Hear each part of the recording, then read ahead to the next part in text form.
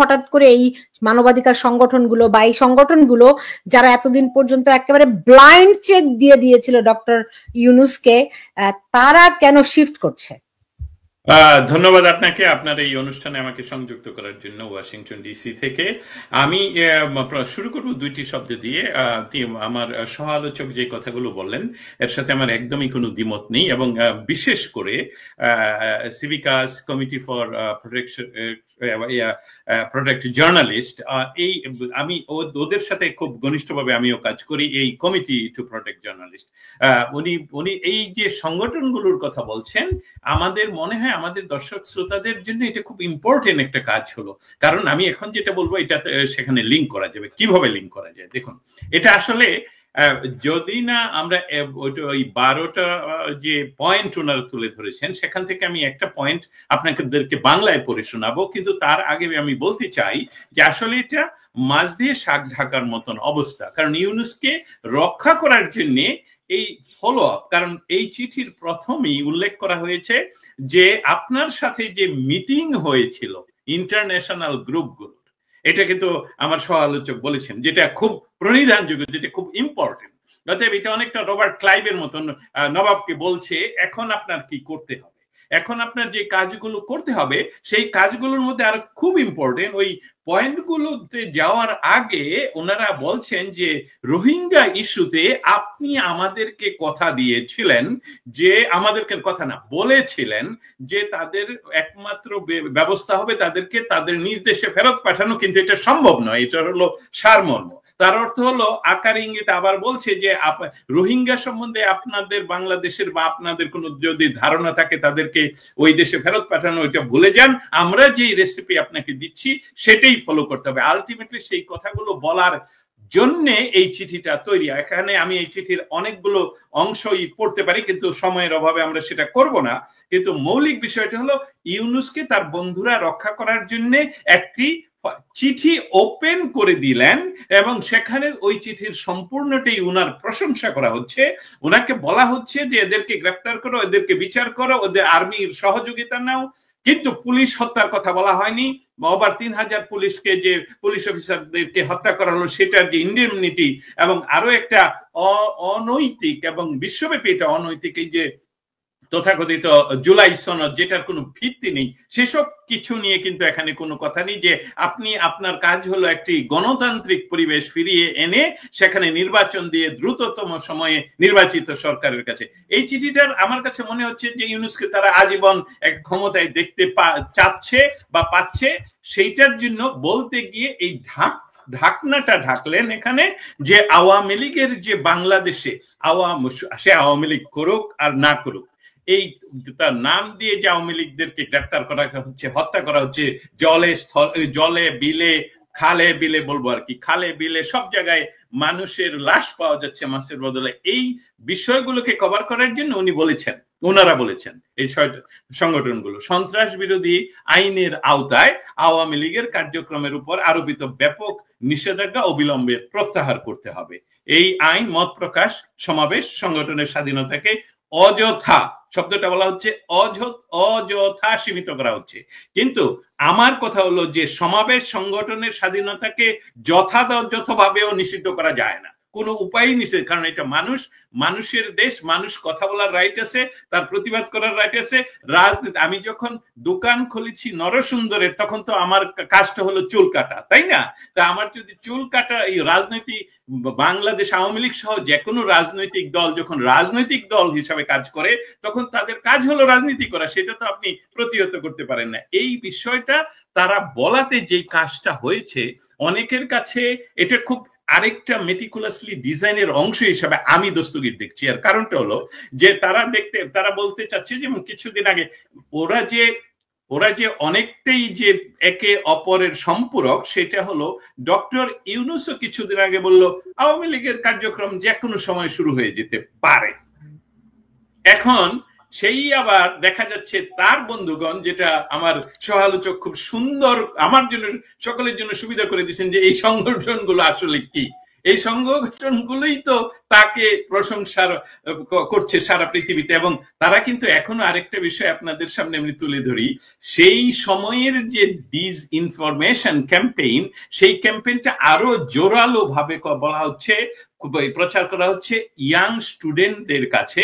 বলা হচ্ছে রক্ষী বাহিনী তৈরি করা হয়েছিল, বলা হচ্ছে যে সেই সময়ে 71 থেকে 75-এ বাংলাদেশের গুম খুন এত মাত্রায় ছিল যে তারপরে আর্মির বিরুদ্ধে মিলিশিয়া গঠন করা হয়েছিল ভারতের নির্দেশে, ভারতের টাকায়। এসবগুলো এখনো আমি যখন ইয়াংদের সাথে কথা বলি তারা আমাকে এইসবগুলো বলে, সেটার জন্য বই খুঁজে খুঁজে তাদের হাতে দিতে হচ্ছে যে what is the real history. So আমি আপাতত যেটা বলছি যে আওয়ামী লীগের রাজনীতি করার অধিকার কোন বিদেশি প্রভু বলে দিলেই উন্মুক্ত হবে, সেটার বিরোধিতা আমি করি। কিন্তু এটা একটা সিগন্যাল যে বাংলাদেশের তৃণমূলের সকল সাধারণ মানুষেরা জানা উচিত যে বিশ্ব চোখ বুঝে নেই, এবং বিশ্ব যেহেতু সবকিছু দেখছে সেই জন্যই হয়তো বা ওনারা এই পয়েন্টটা যোগ করতে হয়েছে। ধন্যবাদ। জি জি, দস্তগীর ভাই আপনার কাছে আরো অনেকগুলো প্রশ্ন আছে, কিন্তু সঞ্জয় দে, এই যে এটাকে আপনি শুধু একটা সামান্য শিফট বলছেন, কিন্তু দস্তগীর জাহাঙ্গীর তো বলছেন যে এটি আসলে তাদের মেটিকুলাস ডিজাইনে পরবর্তী ধাপে যাওয়ার একটি অংশ। আমি দস্তগীর ভাইয়ের সঙ্গে অনেক জায়গাতেই মানে দ্বিমত নাই, কিন্তু মানে আমি একটু যোগ করতে চাই। দ্বিমত বিষয়টা না, বিষয়টা হচ্ছে যে আপনি আমার সঙ্গে চিঠিটা খোলা আছে, সেটা হচ্ছে চিঠির আপনি সেকেন্ড প্যারায় যদি দেখেন আর কি, মানে আমি কেন হচ্ছে এটার একটু অন্য ভাবেও দেখতে চাই। সেকেন্ড প্যারায় দেখবেন যে ওখানে কিন্তু 2026 সালের নির্বাচন একদম যে কাছাকাছি একটা সময় সেটা উল্লেখ করা হয়েছে এবং বলা হচ্ছে যে এই নির্বাচন সামনে রেখে বা নির্বাচনের কাছাকাছি পর্যায়ে এই অবস্থায় বাংলাদেশে হচ্ছে হিউম্যান রাইটস এর প্রোটেকশন দরকার। তারপর হচ্ছে যে এরপরে আবার বলা হচ্ছে যে আগের যে মানে যাদেরকে মানে সিকিউরিটি ফোর্সের যারা অভিযুক্ত আর কি, যেসব অভিযুক্ত সেগুলো বিচারের কথা বলা হয়েছে, কিন্তু একই সাথে ওই অংশে বলা হচ্ছে মানে একটা কিন্তু সেকেন্ড মানে প্যারাই, মানে যেখানে দফার আগেই আছে আর কি বিষয়গুলো, সেখানে কিন্তু বলা হচ্ছে যে interim government must take further step, মানে এই যেখানে জাস্টিস আনার কথা বলা হচ্ছে, তারপর হচ্ছে সিরিয়াস অ্যাবিউজ আন্ডার প্রিভিয়াস মানে গভর্নমেন্ট ওইটা বলা হচ্ছে ইট শুড ইমিডিয়েটলি এন্ড, মানে এটা কি হওয়া উচিত, মানে অনগোয়িং যে ধরপাকড় গুলো, অ্যারেস্ট, ডিটেনশন, তারপর হচ্ছে যে case against member of the Awami League, মানে এই সবগুলো কিন্তু হচ্ছে ওই সেকেন্ড প্যারার এই অংশগুলোতে আছে আর কি। মানে সেই অংশটা বলাই হচ্ছে যে সামনে 2026 সালের নির্বাচন সামনে রেখে কথাগুলো বলা হচ্ছে। ফলে আমি আসলে ধরেন যে দফাওয়ারি যাই, দফাওয়ারিতে আমি দেখবো যে আওয়ামী লীগের নিষেধাজ্ঞা প্রত্যাহার বা হচ্ছে মানে মামলা মানে অন্যায্য মামলা তাদের পাশে আর কি, সেইগুলো মানে বন্ধ করার কথা বলা হচ্ছে শেষের দিকের দফাগুলোতে। কিন্তু এইখানে চিঠির শুরুর দিকের অংশ যদি দেখেন তাহলে আমি দ্বিতীয় প্যারাতেই এই বিষয়গুলো আসায় আমার কাছে যেটা মনে হয় যে এটার এক ধরনের অন্য তাৎপর্য আছে। আমি শিফটের কথা সেই সময় যেটা বলেছিলাম সেটা হচ্ছে যে আমি অনেকগুলো ডট মেলাতে চাই, ডট মেলাতে চাই। আপনি দেখেন আমেরিকাতে উনি যখন ইন্টারভিউটা দিলেন মেহেদী হাসানের সঙ্গে, তখন কিন্তু হচ্ছে যে সেটা আমরা যদি ওই ব্যাখ্যায় যাই যে উনি আসলে প্রশ্নের তালে তালগোল পাকিয়ে হয়তো একটা কথা বলেছেন, কিন্তু আমরা কিছু কন্টিনিউশন আবার দেখতে পাই। কন্টিনিউশন মানে হচ্ছে যে আপনি দেখবেন যে হচ্ছে যে ওইখানে আওয়ামী লীগের উপর নিষেধাজ্ঞা এটা হচ্ছে যে সাময়িক বা হচ্ছে যে কোনো সময় উঠে যেতে পারে, এই কথাটা আবার উনি বলেছেন। আবার দেশে অন্য ধরনের কথা তার উপদেষ্টারা বলেছেন। আবার আপনি যদি হচ্ছে যে মানে আপনি খেয়াল করেন যদি হচ্ছে যে জুলাই সনদ যে স্বাক্ষরের যে অনুষ্ঠানটা গত পরশুদিন হলো আর কি, সেখানে আপনি যদি ওনার বক্তব্যটা দেখেন ডক্টর ইউনূসের, সেইখানে আমি খুব মানে এটা উনি কিন্তু খুব মানে জোর দিয়ে বলার চেষ্টা করেছেন এই নির্বাচন হলেই শুধু হবে না, এই নির্বাচনটা আসলে দেশ বিদেশে কেউ যেন এসে বলতে না পারে এটা আসলে কোনো গন্ডগোল হয়েছে। এখন এটা দুইটা অর্থ থাকতে পারে। একটা হচ্ছে যদি আপনি এই ধরনের নির্বাচন করতে না পারেন বা সেটার মানে সম্ভাবনা যদি না দেখা যায় তাহলে হয়তো নির্বাচন পিছিয়েও যেতে পারে, সেটাও একটা মানে কৌশলের অংশ হতে পারে। আরেকটা জিনিস হচ্ছে যে উনি কি আসলে প্রচন্ড প্রেশার ফিল করতে শুরু করছেন কিনা, মানে যারা আমরা তো বুঝতেই পারি বাংলাদেশের রাজনীতি অনেকটা নির্ভর করে হচ্ছে বিভিন্ন বিদেশি চাপের উপর, মানে এটা আসলে মানে সব মিলিয়ে খালি ইন্টারনাল ফোর্সের উপরই নির্ভর করে না, এর সাথে বাইরের অনেক কিছুই জড়িত থাকে। ফলে সেই চাপগুলো আমরা যদি এরপর 3 দিনের মাথায় যদি এই চিঠিটা দেখতে পাই, এই চিঠিটা এমন জায়গা থেকে আসে যারা ওনার খুবই মিত্র ঘনিষ্ঠ তাদের জায়গা থেকে।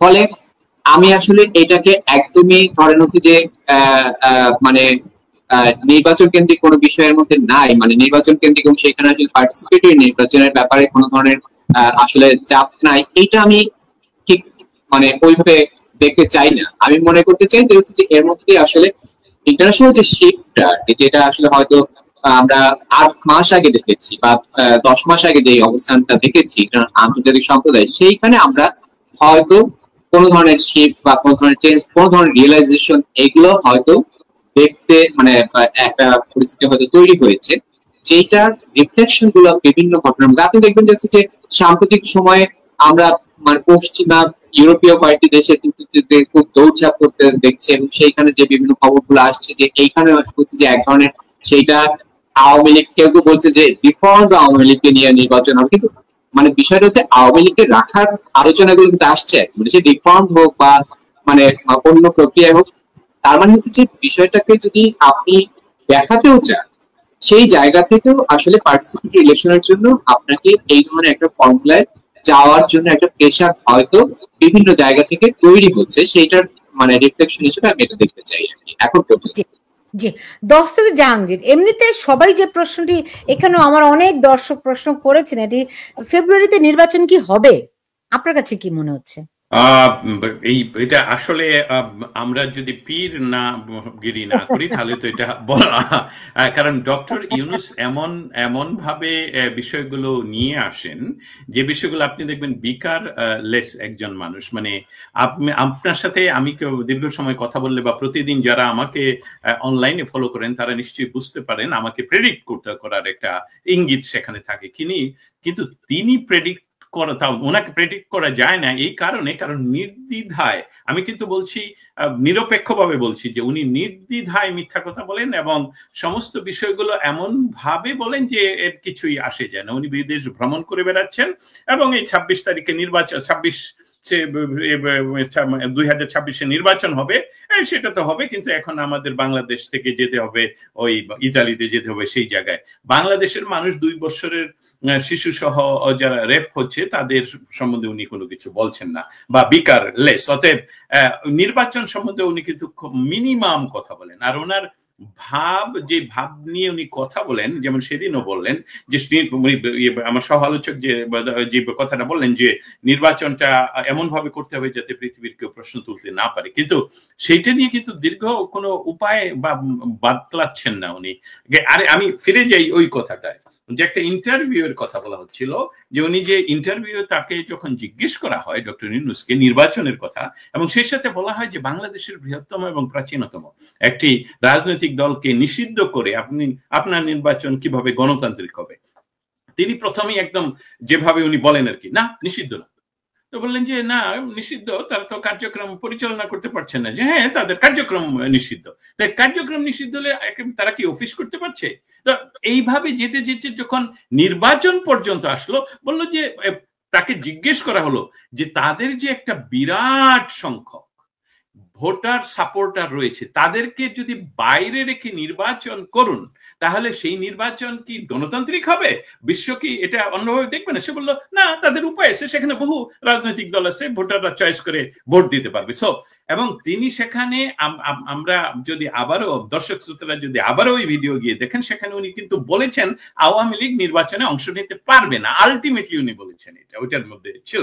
অতএব আগামী নির্বাচন হবে এটা ওনার ভাবে বা কথায় বোঝা যায় না।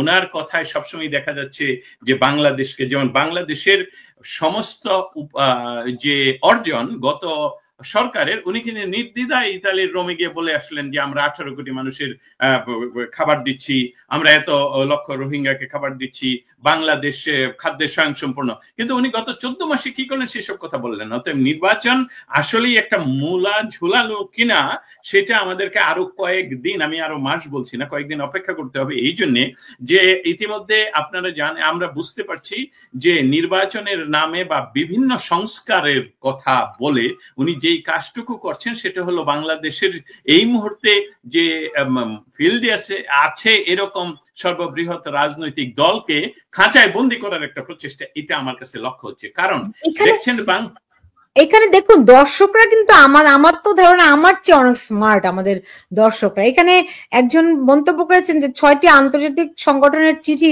হতে পারে ইউনূস সরকারের মেয়াদ বাড়িয়ে তাদের অসমাপ্ত কাজ শেষ করার জন্য সময় নেয়ার মাস্টার প্ল্যান।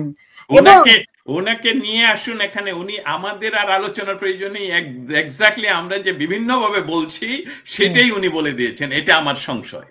ওই তো আমি বললাম যে আমার মনে আমার দর্শকরা আমার চেয়ে অনেক বেশি স্মার্ট, এজন্য আমার অনেক ভালো লাগে এবং আমার দর্শকদের জন্য আমি অনেক প্রাউড ফিল করি। সঞ্জয় দে, আপনার কাছে কি মনে হয় নির্বাচন হবে?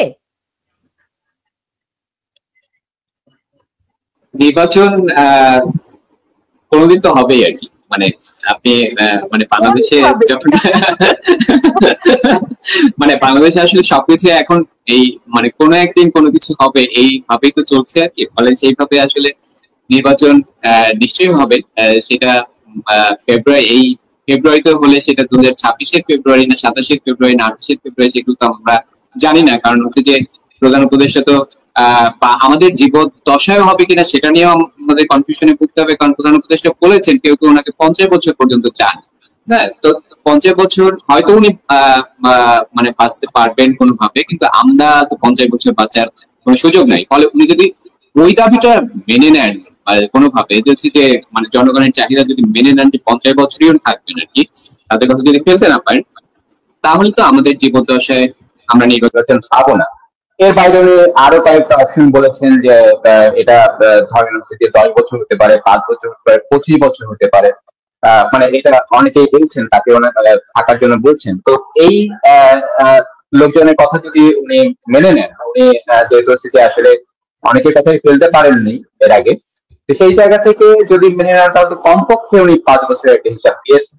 তো সেই জায়গা থেকে ওনার কথাকে যদি আমরা গুরুত্ব দিতে চাই আর কি, সেই ক্ষেত্রে 5 বছর পরে নির্বাচন হতে পারে। আর আপনি যেটা মানে এই আলোচনাটা চলছে আর কি যে 2026 সালে ফেব্রুয়ারিতে নির্বাচন হবে কিনা, আমি হবে কিনা চেয়ে আমি যদি আর বলতে চাই যে 2026 সালে আমি এখন পর্যন্ত যে অবস্থাটা দেখতে পাই, যদি কোনোভাবে 2026 সালে ফেব্রুয়ারিতে নির্বাচন হয়, সেই নির্বাচনটা হবে মানে ভয়ঙ্কর কোন একটা নির্বাচন।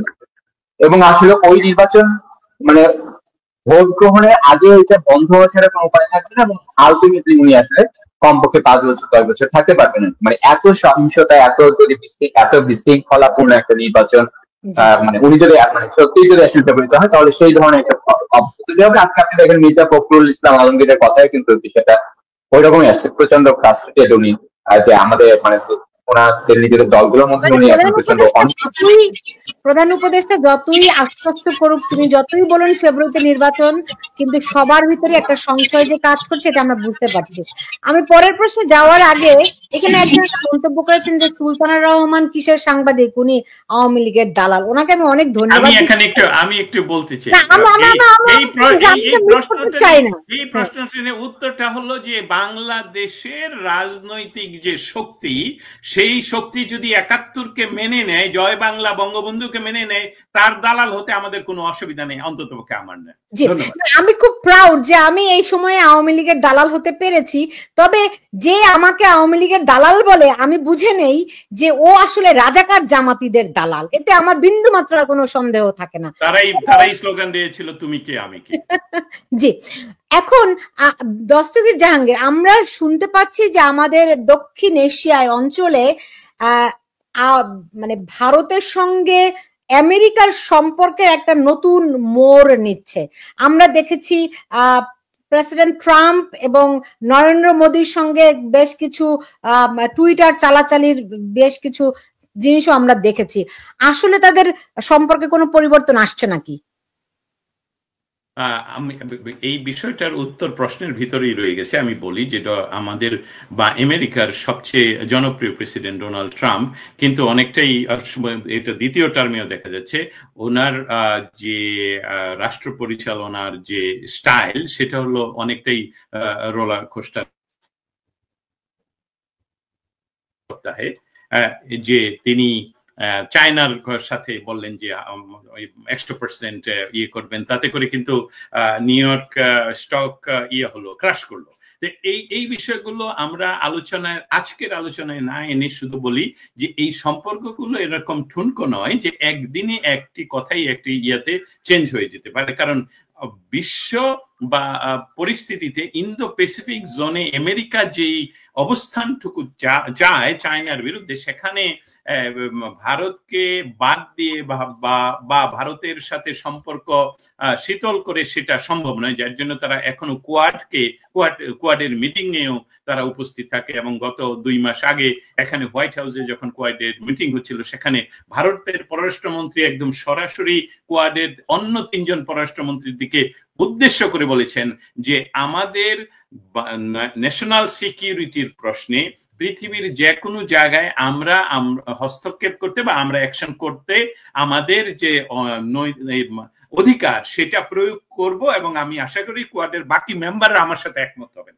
অতএব এখানে এই সম্পর্কের কথা এটা না বলে শুধু বলি যে আমাদের ডক্টর ইউনূসকে ব্যবহার করে যে ব্যবস্থাটা তৈরি করা চেষ্টা করা হচ্ছে, এটা কিন্তু এই চিঠিতে 3-4 বার উল্লেখ করা হয়েছে। যেমন আমাকে এই সুযোগটা গ্রহণ করতে দিন, রোহিঙ্গাদের কথা কিন্তু এই চিঠির শুরু থেকে শেষে অনেকবার এসেছে, আরাকানের কথা বহুবার এসেছে, এবং ফাইনালি ওনারা প্রথম যেটা শুরু করেছেন, যেটা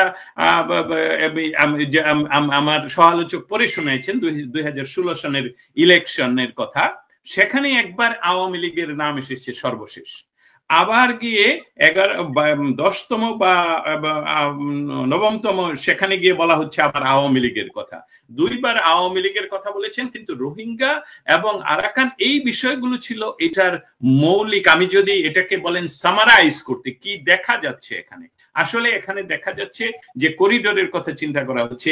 এবং আপনারা জানেন যে আপনার একজন দর্শক শ্রোতাও এটা লিখে জানিয়েছেন যে ডক্টর ইউনূস কিন্তু এখন নতুন করে আবার বলা শুরু করেছেন আমাদের কক্সবাজার সহ সেখানে যে সিঙ্গাপুরের মতন একটা জোন উনি তৈরি করে ফেলতে পারেন। এটা এসবগুলো সবই হলো আমাদেরকে মনে করিয়ে দেয় যে মীর জাফরকে বসিয়ে রবার্ট ক্লাইভ যেভাবে রেসিপি দিয়ে দেশ চালাতো সেটাই। অতএব কিন্তু আমরা আশাবাদী এটা যে বাংলাদেশের জনগণ নির্বাচন চায়, নির্বাচনমুখী। আমরা একটা কথা আমাদের যারা মনে করেন যে বাংলাদেশে গত 15 বছরে নির্বাচন হয়নি, সেখানে আমাকে স্মরণ করিয়ে দিতে হচ্ছে সেখানে কোনো রাজনৈতিক দল নিষিদ্ধ ছিল না। 1টি 2টি 10টি রাজনৈতিক দল তার অধিকার যে নির্বাচনে আমি যাব না, সেটা যেরকম খারাপ, আবার নির্বাচন যেভাবে হয়েছে সেটারও সমালোচনা হয়েছে। কিন্তু এই সরকারে ইউনূস যেই 50 বছর ওনার মুখ দিয়ে বলেন, কে বলেন সেটা বলেন, 50 বছর যে রেফারেন্স এসে যে ওনাকে চায়, উনি 50 বছর থাকলে তো নির্বাচনের আর প্রয়োজন নেই। জামায়াত ইসলাম তো এখন আর নির্বাচনের কথা বলছেন। একটা পার্টি নির্বাচনের কথা প্রতিদিন বলার চেষ্টা করে তাদেরকে বিভিন্ন ভাবে বোঝানো হয় এই আরো কিছু কাজ করে তারপরে আপনাদেরকে নির্বাচন দেওয়া হবে, সেটা হলো বিএনপি। কিন্তু বিএনপি কে কি বোঝানো হচ্ছে সেটা নিয়ে আসলে আমরা খুবই সন্দিহান।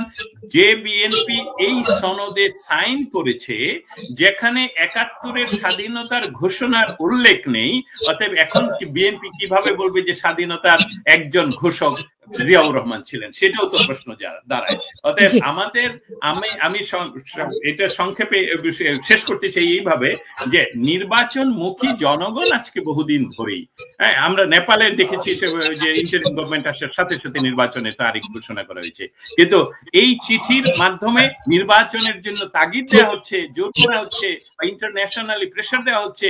হ্যাঁ, কিছুটা প্রেসার বোঝা যাচ্ছে, কিন্তু আমার আবারও ফিরে যেতে হবে যে এটা শাক দিয়ে মাছ থাকার মতন, যতক্ষণ না পর্যন্ত দেখবো যে নির্বাচনের তফসিল ঘোষণা করা হয়েছে এবং তার বহু পূর্বেই আওয়ামী লীগের মতন বাংলাদেশের জন্মের সাথে যেই রাজনৈতিক দলের ইতিহাস যুক্ত, তার কোনো ক্রমেই রাজনৈতিক অধিকার খর্ব করা হচ্ছে না। অসংখ্য ধন্যবাদ। সঞ্জয় দে, আমাকে যদি একটু বলতেন যে শেষ প্রশ্নটি করছি যে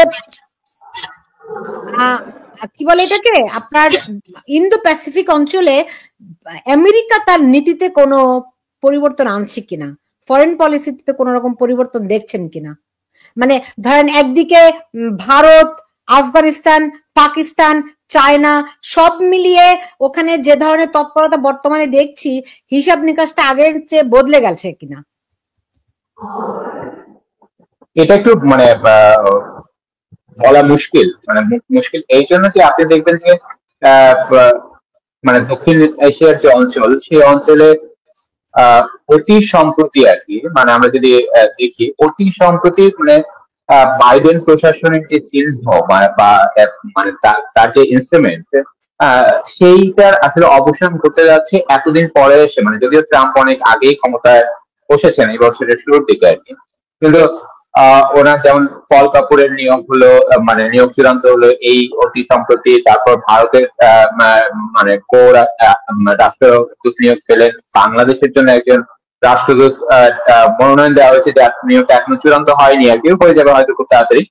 তো এদের দায়িত্বটা আসলে দেশের পল কাপুর বা হচ্ছে যে গোরের দায়িত্ব, আমি যত জানি যে 15 নভেম্বর থেকে আসলে তাদের দায়িত্ব তারা গ্রহণ করবেন আনুষ্ঠানিক ভাবে। ফলে মানে তার এই অঞ্চলের নীতিতে পরিবর্তন ট্রাম্প প্রশাসন আসছে কিনা সেইটা দেখতে একটু সময় লাগবে, কিন্তু আমার যেটা মনে হয় যে দৃশ্যমান ভাবে আমরা এক ধরনের প্যারাডাইম শিফট দেখতে পাচ্ছি আর কি। মানে যেটা আসলে একটা অচল অবস্থা দীর্ঘদিন ছিল, মানে পুরনো প্রশাসনই ছিল, প্রেসিডেন্ট জ্যাকবসনের দায়িত্ব শেষ হচ্ছে বাংলাদেশে, সব মিলিয়ে একটা নতুন প্রশাসনের নতুন রূপ দেখতে পাচ্ছি। যেটা বলা হয় পল কাপুরের ক্ষেত্রে আমি যত জানি বা শুনেছি আর কি, তিনি প্রচন্ড ভাবে আসলে মানে তাকে ট্রিট করা হয় পাকিস্তান বিরোধী একজন ক্যারেক্টার হিসাবে আর কি।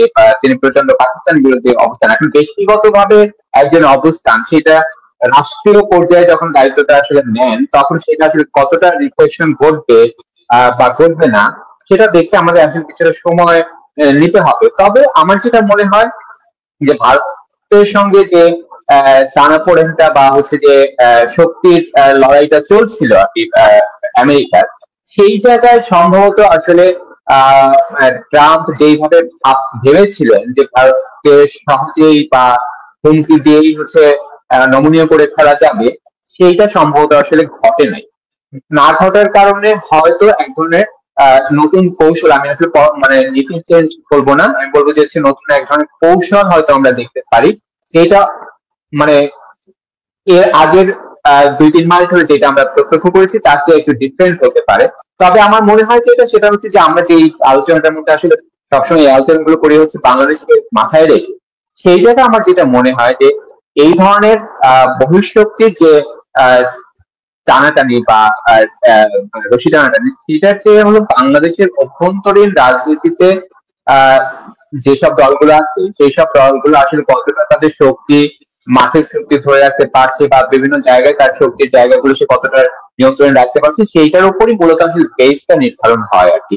ফলে বাংলাদেশের পলিটিক্স এর উপরে কতটা প্রভাব পড়বে বা কিভাবে পড়বে, সেটা শুধু হচ্ছে যে বাইরের শক্তি পরিবর্তনের মধ্যে দিয়ে আমরা হয়তো এটাকে ঠিক করতে পারবো না। এর জন্য হচ্ছে বাংলাদেশের অভ্যন্তরীণ ব্যাপারগুলো অনেক বেশি জটিল থাকবে।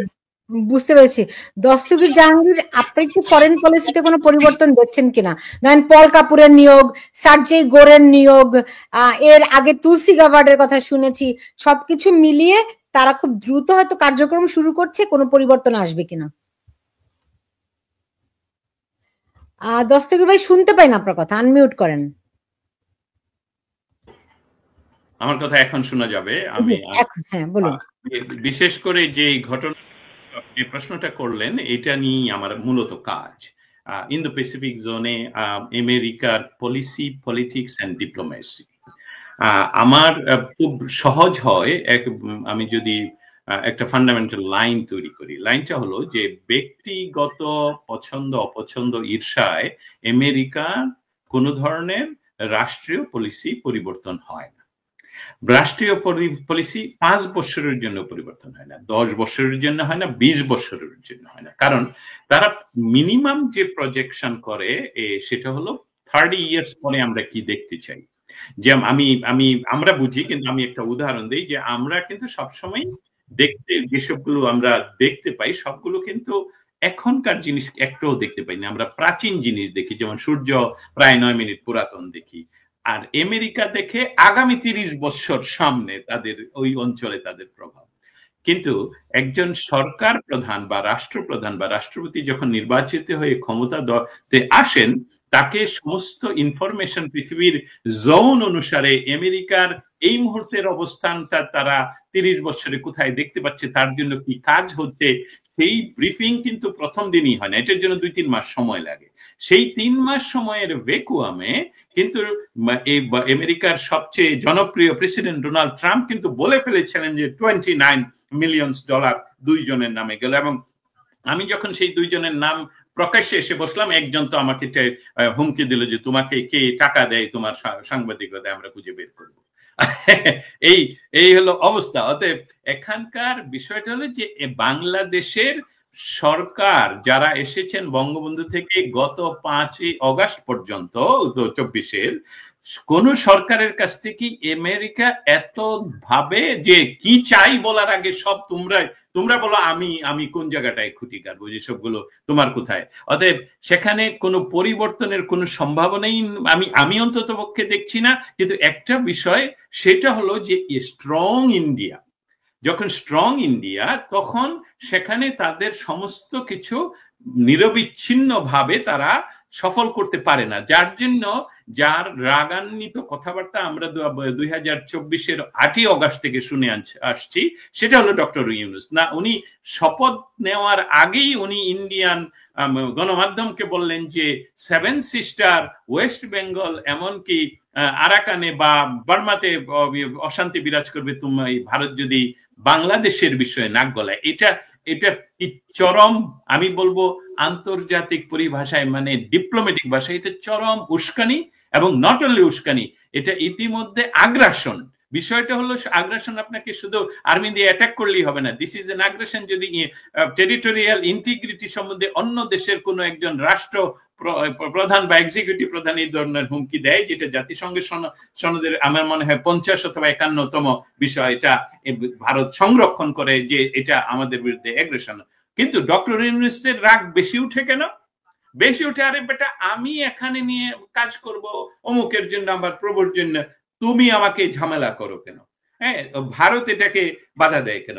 এখন আমরা যেটা দেখতে পাচ্ছি, ভারত, রাশিয়া, চায়না, তারা কিন্তু এই বিষয়টা নিয়ে দেয় যে বঙ্গোপসাগর, কিন্তু উনি কিন্তু বহুবার বঙ্গোপসাগর আমাদের কি দ্বার, কি আমাদের সম্ভাবনার দ্বার, এসব কিন্তু এই ডক্টর ইউনূসের উনি তো ব্যবসায়ী হলো টাকা দিয়ে টাকা আনানো, টাকা বানানো। তাহলে উনি ওইখানে টাকা কোথায় বিনিয়োগ করবেন? ওটা তো অন্য কেউ চায়।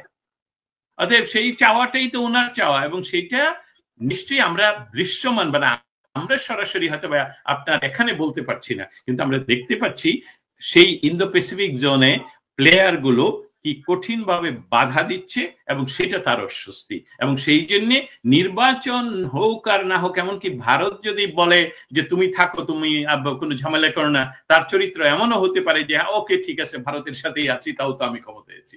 সো এখানে আমি মনে করছি না যে হোয়াইট হাউস কোনো পরিবর্তন হচ্ছে। Thank you. জি, শেষ প্রশ্ন সঞ্জয় দে, এই যে বাংলাদেশে এখন যত নাশকতা হচ্ছে, এগুলির সঙ্গে এই আন্তর্জাতিক অঙ্গনের কি কোনো সম্পর্ক আছে? এগুলো তো আসলে ধরেন এক ধরনের ধারণার জায়গা থেকে, আমি ধারণার জায়গা থেকে আসলে খুব বেশি কথা বলতে চাই না। মানে এটা মানে আমরা প্রতিটা আগুনের ক্ষেত্রে অতীতেও দেখেছি, এখনো তো শুনি যে মানে সবকিছু আওয়ামী লীগ করছে আর কি, যেটা আবার মানে অতীতে কিন্তু বিমানবন্দরের ভেতরে, মানে এখনো বিমানবন্দরের ভেতরে আগুন ধরলে ওটা আওয়ামী লীগ করে, তারপর চিটাগাঙে মাদ্রাসা ভবনে আগুন লাগলে ওটাও লাগে।